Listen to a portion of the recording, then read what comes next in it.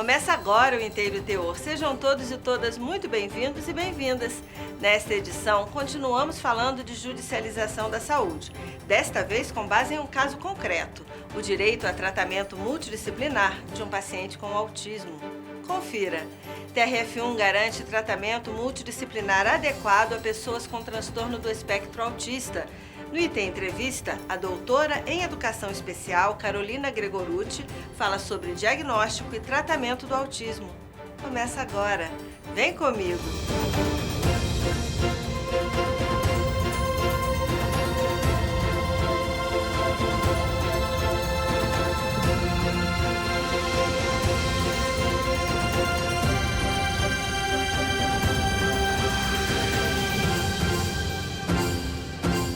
Uma decisão da Justiça Federal reforçou o entendimento de que as pessoas com transtorno do espectro autista têm direito a um tratamento multidisciplinar adequado.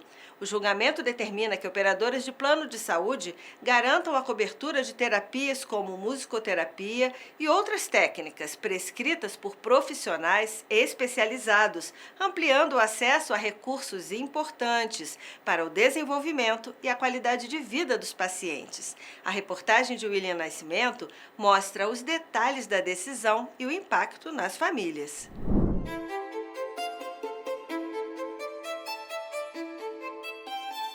Olhar para o mundo de uma forma diferente, enfrentar desafios na comunicação e na interação social e, em muitos casos, apresentar interesses específicos ou comportamentos repetitivos. Essas são algumas das características do transtorno do espectro autista, o TEA, uma condição do neurodesenvolvimento que se manifesta de maneiras distintas em cada pessoa.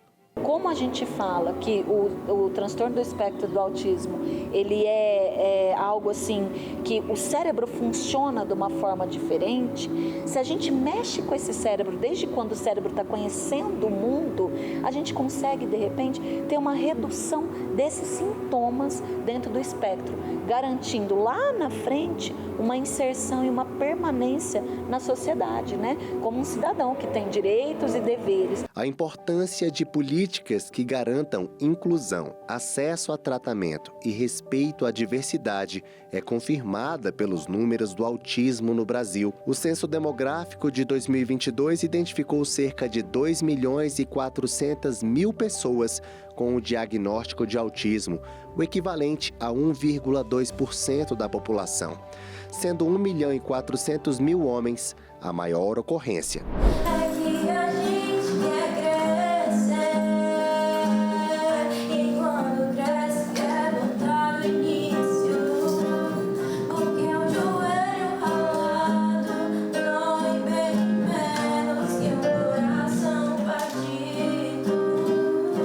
Fernanda Camargo, de 16 anos, é uma dessas pessoas.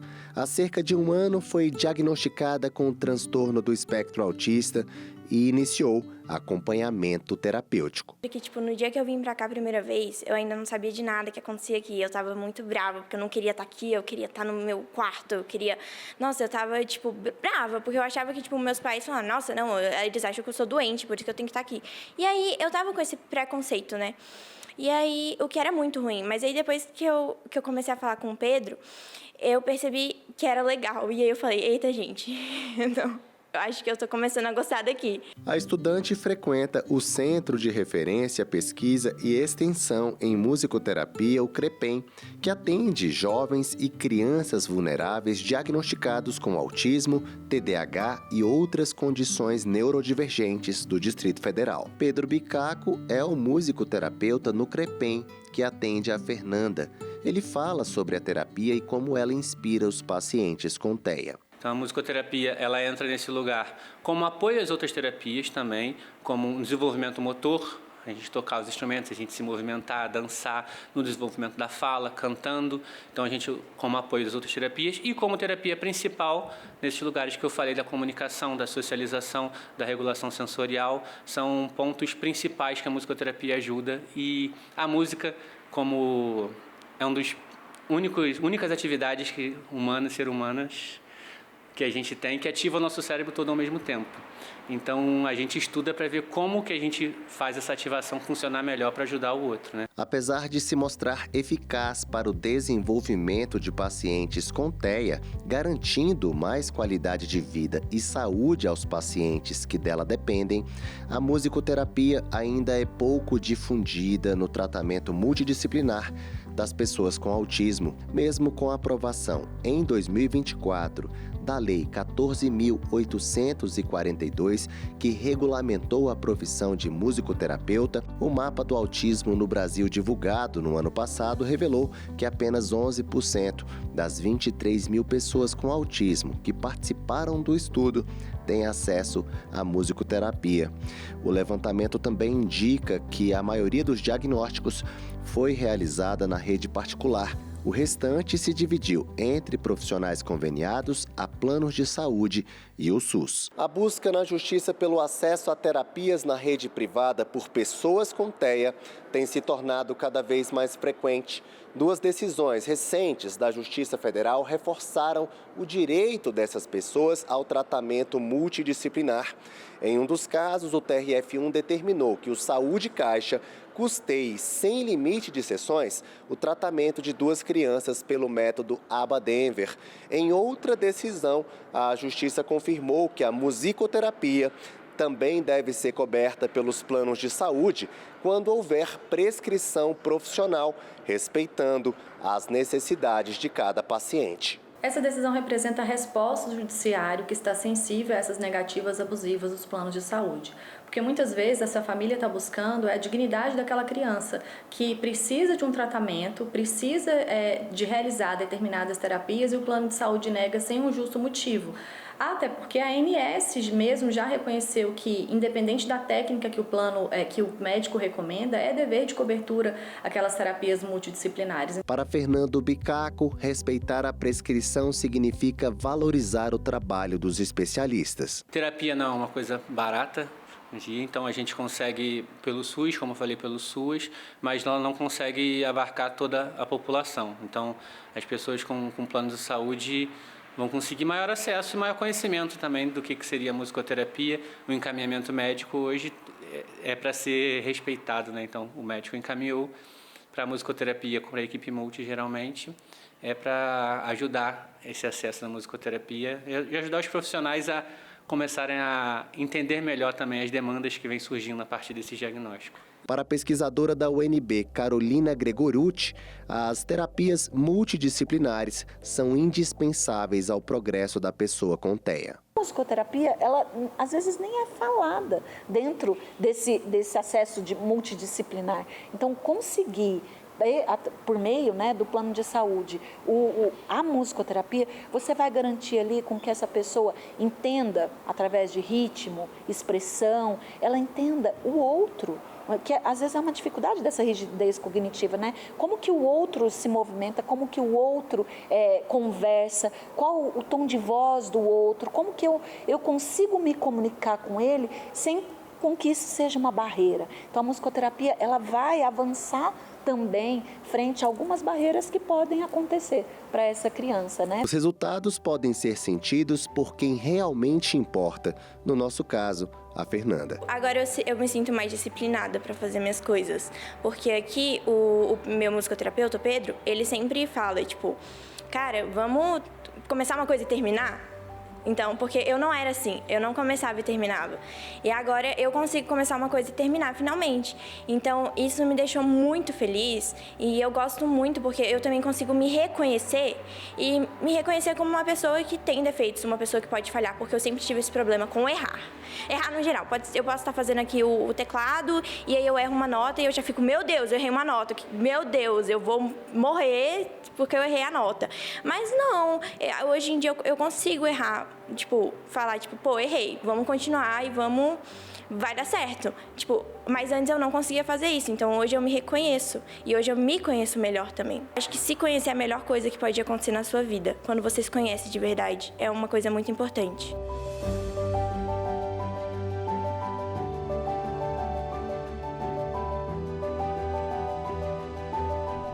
Nossa entrevistada de hoje, que vai falar sobre diagnóstico e tratamento do autismo, é a doutora em Educação Especial e professora no curso de Terapia Ocupacional da Universidade de Brasília, Carolina Gregorutti. Acompanhe com William Nascimento. Olá, eu recebo aqui a professora e pesquisadora da Universidade de Brasília, Carolina Gregorutti. Doutora, para a gente começar, quais os principais sinais que pais e familiares devem observar desde a infância para identificar o transtorno do espectro autista? Você consegue identificar que são rigidezes assim, parecidas com rituais, com atitudes que se repetem e que quando saem de uma normalidade, né, entre aspas, ela não consegue, ela se frustra, ela não consegue se regular. Então, vamos pegar assim, num bebê, uma mãe, quando está com um bebezinho, esse bebê, ele sempre quer mamar na mesma posição, ele sempre quer ser trocado na mesma posição, ele quer que as coisas aconteçam exatamente daquela maneira. Obviamente, um bebê, ele precisa de um ritual para acontecer, de uma rotina. Quando a gente tem o espectro do autismo, se esse ritual ele é quebrado, esse bebê já não consegue se regular sozinho. E no caso das crianças maiores? Com 1 ano e meio, ela tem atraso de fala, ela tem atraso, que a gente fala, nos marcadores do desenvolvimento, ela tem, às vezes, alguma dificuldade no olhar, dessa comunicação de olhar, de apontar, tudo isso vai tendo atrasos, que as famílias precisam começar a acender o alerta, né? Hoje até na cartilha da criança, a gente tem esses sinais e sintomas muito esclarecidos, mas o que deve chamar atenção, assim, para quem tá nos ouvindo, né? O que chama atenção? Uma criança muito rígida, uma rigidez cognitiva. Então, a gente consegue, com um diagnóstico precoce, garantir o futuro dessa pessoa com autismo, desse autista dentro da sociedade. Agora, quais os diferentes níveis de autismo que a gente pode observar? Dentro desse espectro, a gente tem níveis de suporte. Então, nível 1, nível 2 ou nível 3. O nível 1 de suporte vai ser uma criança ali, um bebê, que ele tem uma certa comunicação oral, né? O nível 2 já nem tanto, o nível 3 não tem essa comunicação. Mas são pessoas, crianças que realmente estão no mundo, estão aí precisando desse olhar. Quais são os dados atuais sobre a prevalência do autismo e o que esses números nos mostram? A maior evidência que a gente tem hoje é de nascimentos, a cada 31 nascimentos, a cada 31 nascimentos, um é autista. Então a cada 31 pessoas que a gente convive, pelo menos uma pode ser autista. Então, o que é isso, né? É que o autista ele está conosco. E o que mudou na sociedade diante dessa realidade? A gente não tem mais aquele entendimento da pessoa que fica fora, que não tem capacidade nenhuma, que não se comunica, que não interage, que não vai para a escola, que não tem ali as suas ações cotidianas. Muito pelo contrário, esse autista ele tem direitos, ele tem acesso e ele permanece conosco, né? E ele está aí, né? Convivendo com as famílias, convivendo com as pessoas, pedindo para ser inserido no mercado de trabalho, nas universidades e em todos os lugares. A senhora acredita que uma intervenção multidisciplinar com profissionais como psicólogos, fonoaudiólogos, terapeutas ocupacionais e outros especialistas podem melhorar a qualidade de vida e a autonomia da pessoa com TEA? Essas intervenções, elas trabalham exatamente naquela linha dos sintomas. Então, se uma criança com autismo, por exemplo, ela tem um sintoma de atraso na fala, o fonoaudiólogo ele vai trabalhar esse atraso na fala para melhorar, para desenvolver essa fala junto com essa criança. O tempo é outro, né? É um tempo diferente, mas acontece, né? E quando não acontece, é o fonoaudiólogo, essa equipe multidisciplinar que vai colocar, de repente, um recurso, por exemplo, uma comunicação alternativa, para que essa pessoa se comunique, né? Então, a importância, esse foi um exemplo dentro da fala, né, que às vezes é o que mais chama a atenção das pessoas, mas dentro dessa perspectiva, toda a equipe multidisciplinar garante com que esses sintomas, eles possam ser reduzidos dentro do espectro e ampliado dentro do desenvolvimento dos marcadores, do desenvolvimento de uma criança, de um jovem, de um adulto. Que orientações a senhora daria às famílias que acabaram de receber o diagnóstico de autismo? Cada família vai ter ali o seu sentimento, a sua forma de viver esse diagnóstico. O que eu recomendo é fazer desse diagnóstico um movimento de seguir em frente, de uma possibilidade que esse diagnóstico não seja limitante, né? Não, olha, nossa, rotulou a minha criança e agora acabou, não tem mais nada para ela fazer. Não, é exatamente por você ter esse diagnóstico em mãos que você tem que seguir em frente. A gente está falando aqui, né, de pessoas, de crianças que estão na sociedade, que conseguem ter essas terapias, então vão atrás das terapias, enfrentem realmente esse cotidiano que é exaustivo, mas que é tão importante para esse cérebro da sua criança. Então, se a criança, ela está ali recebendo estímulos, esse cérebro recebendo estímulos, com certeza você vai ver grandes avanços e não vai ficar mais com aquele mito daquela criança que vai crescer e ficar fechada num quarto e muitas vezes precisar de você o resto da vida. Claro, gente, a gente está falando aqui de níveis de suportes diferentes, mas que a gente consiga avançar e ter dessas famílias do luto à luta, né, que a gente tanto fala.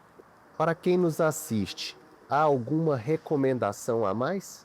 Quando vocês virem, né, o colar que simboliza ali, que mostra que aquela pessoa ela é neurodivergente, que você possa olhar para ela de uma maneira mais leve, mais tranquila, que olhe para as capacidades e não para aquilo que ela não faz, não esperando um rompante, não.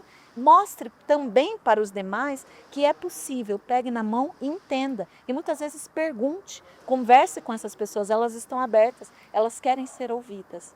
Eu conversei com a professora e pesquisadora da Universidade de Brasília, Carolina Gregorucci, a quem eu agradeço pela oportunidade da entrevista. Obrigada, viu?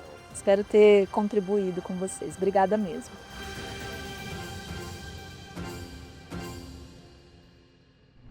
O Inteiro Teor termina agora, mas o portal do Tribunal tem novidades todos os dias e também as redes sociais do TRF1.